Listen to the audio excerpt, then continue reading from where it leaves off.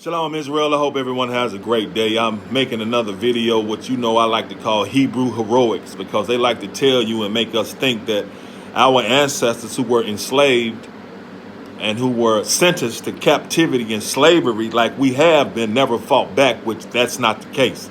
These are stories they just don't tell us, and we have to look for them and research them because they don't want to tell them. And I keep telling that our ancestors were way tougher than we are because they didn't take a lot of this shit. They didn't take this crap. We didn't just lie down and allowed ourselves to be enslaved and captured, because that's a spiritual thing. They could have never been over us or captured us if the Most High didn't sentence us to this captivity. That's the only reason we're in this situation, because the Most High sentenced us to this.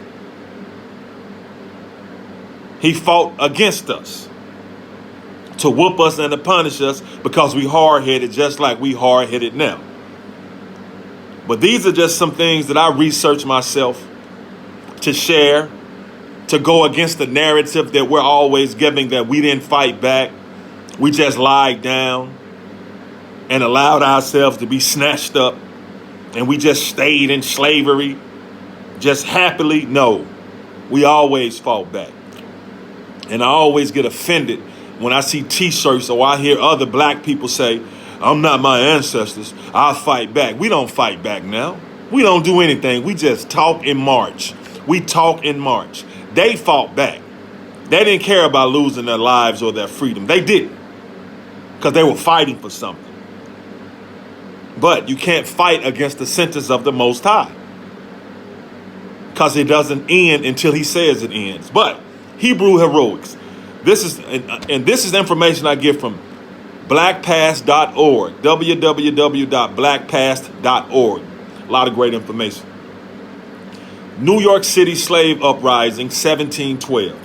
Between 25 and 50 blacks congregated at midnight in New York City, New York on April 6th, 1712. With guns, swords, and knives in hand, the slaves first set fire to an outhouse, then fired shots at several white slave owners who had raced to the scene to fight the fire. By the end of the night, 9 whites were killed and 6 whites were injured. The next day, the governor of New York ordered the New York and Westminster militias to drive the island, which means clean it out, with the exception of 6 rebels who committed suicide before they were apprehended. All of the rebels were captured and punished with ferocity, ranging from being burned alive to being broken at the wheel.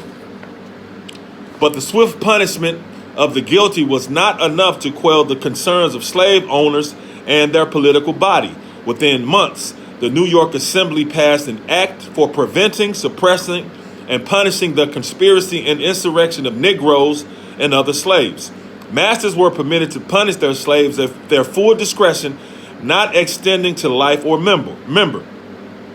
Even the manumission of New York slaves was deterred by this bill. Masters were required to pay 200 pounds security to the government and a 20-pound annuity to the freed slave. Despite these stringent laws, New York would escape slave rebellion for only 29 years. So our ancestors always fought back. They ain't just take it lying down. We take it lying down. But I also understand that this punishment comes from the Most High. So I always pray to the Father, to the Creator, the one and only God, to help us in this situation, because he's the only one that can help us. He's the only one that can save us. But we did fight back. We just don't fight back now. We don't. But, as I say, we'll be fighting back against the judgment of the Most High. Because what we should be doing is on our knees or standing up, praising the Most High Lord God at all times and asking him to help us. Because he said when we call on him in the land of our captivities, he'll listen. But all of us ain't calling on him. A lot of us not calling on him. They calling on somebody else. So he ain't listening. But there is a time that the punishment is over. The captivity is ended. Then the ones who did listen to him or tried to obey him and endured this punishment, because he said endure it till it's over, then we'll be rewarded. Well, I hope I'm one of the rewarded. I'm trying. For Hebrew heroics, New York City slave uprising 1712. Our ancestors, tough people. Tough. Think about it. Could you make it right now if we had to go through what they go through?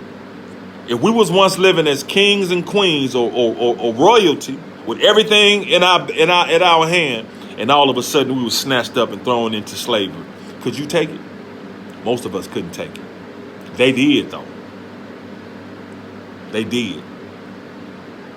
That's why Jeremiah prophesied, like, okay, now, go on out there and give yourselves to the Chaldeans if you want to live, because this judgment is from the Most High. But if you don't, stay here and die with the rest of them. Because the Most High says, you all have disrespected me. You all have disobeyed me. I'm not hearing you. You're going into captivity. I'm going to give you over into the hands of the king. If you want to live, go and serve your jail sentence. If you don't, stay here and die. So I plead and pray to the Most High to save us. That's what my energy is on. Asking him to save us for my sake and for y'all's sake as well.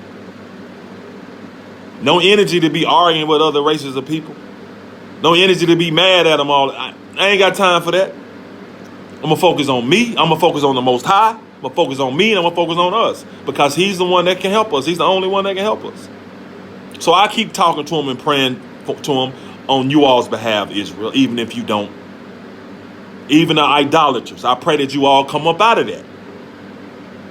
But Hebrew heroics, New York City slave uprising, 1712, they fall back. Shalom.